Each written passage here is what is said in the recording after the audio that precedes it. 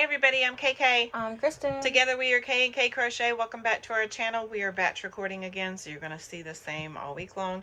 But we usually choose Saturday or Sunday to batch record and have videos to load for the week. We wanted to show you our finished objects that we have and talk about some things that we're working on. And yeah, so we're going to go from there. I'm going to let Kristen go first. Okay, so my whip, I got this, it's Christmas related. I want to say December like 15th or something. And it's a cross stitch. And I really wanted to try cross stitch.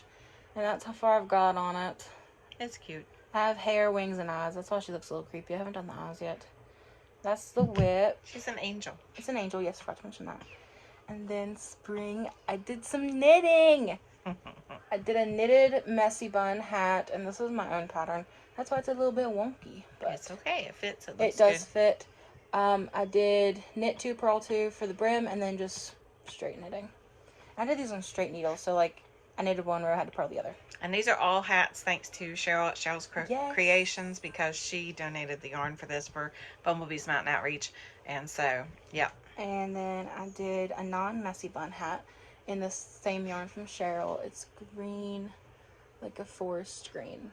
Same thing, except the brim I did knit 2, purl 1. So yeah. And so I decided that when she got on that cake, I would start too. So I can't remember the name of. Mine was Lion Brand. No, I can't remember the name of the pattern creator. MJ something designs, but I will link it in the thing down below. I should look before I started, sorry. But I used her pattern. I started off with her pattern, and then first of all, I didn't look to see what kind of yarn this was or what size it was. I just knew it was bulky.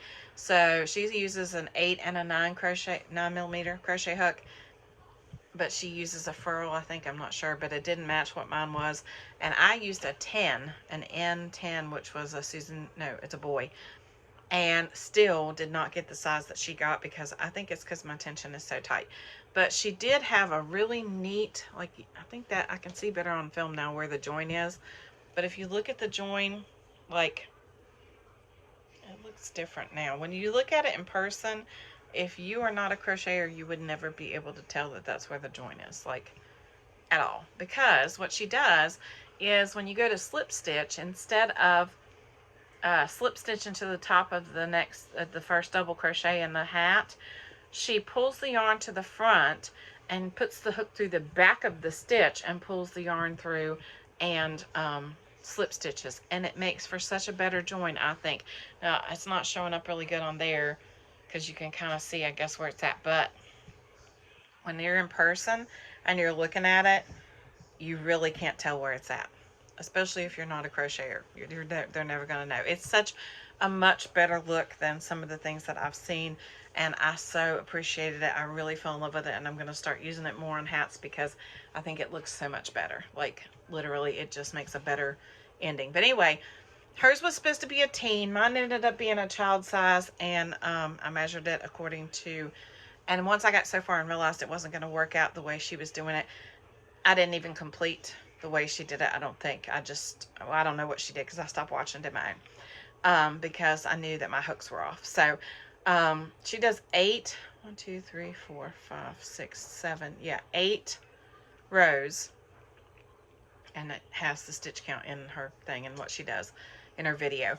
And then I think she went to front post, back post, double crochet, but like I said, I don't know, because I turned it off because I knew mine wasn't working up like hers, and it didn't. It's a child size, but it's still really, really pretty, and I'm super happy with the way it turned out. And after I did that one, then I went back and figured out how to do an adult without using her pattern, and just did like a basic hat design. And then went down 1, 2, 3, 4, 5, 6, 7. I went down 8 again, I think, and then did 1 row of front post, back post, double crochet, and that used almost a whole roll of, what did you say that is, Lion Brand? Yeah, Lion Brand, bulky. Yeah.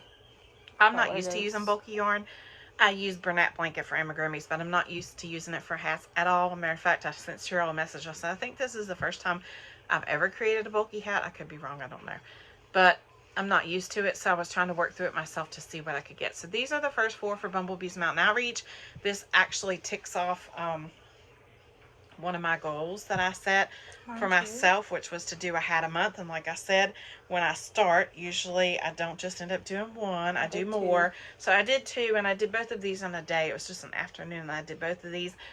Matter of fact, I did both of these and started on another project that I'm going to show you. So altogether, we ended up not only working towards the goal for Bumblebee's Mountain Outreach and checking that off, but I also ended up working on, like I said, another project, and it's a work in progress.